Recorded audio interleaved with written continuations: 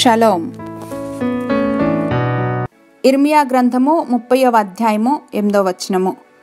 The book of Jeremiah chapter 30 verse 8.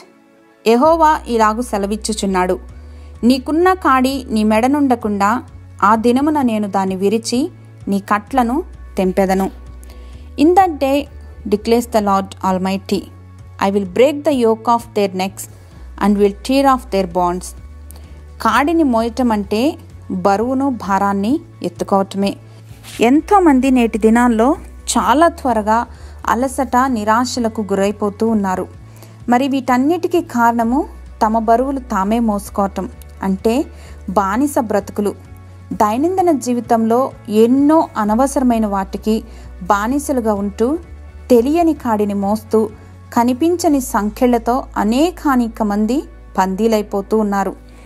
ఆ బరువులు ఎక్కడ దించుకోవాలో తెలియక అనర్థాలు కొని తెచ్చుకుంటున్నారు.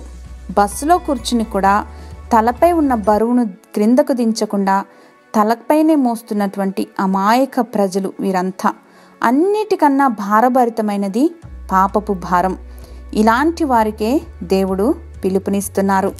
ప్రయాసపడి భారము మోసుకొనుచున్న సమస్త జనులారా, నా యొద్దకు రండి, నేను మీకు విశ్రాంతి కలుగజేతును. నేను సాత్వికుడను, దీన మనస్సు గలవాడును కనుక మీ మీద నా కాడి ఎత్తుకొని నా యొద్ద నేర్చుకొనుడి. అప్పుడు మీ ప్రాణములకు విశ్రాంతి దొరుకును. ఏలయనగా నా కాడి సులువుగాను నా భారము తేలికగాను ఉన్నవి అని. All chains are gone in Jesus name. Hallelujah, amen.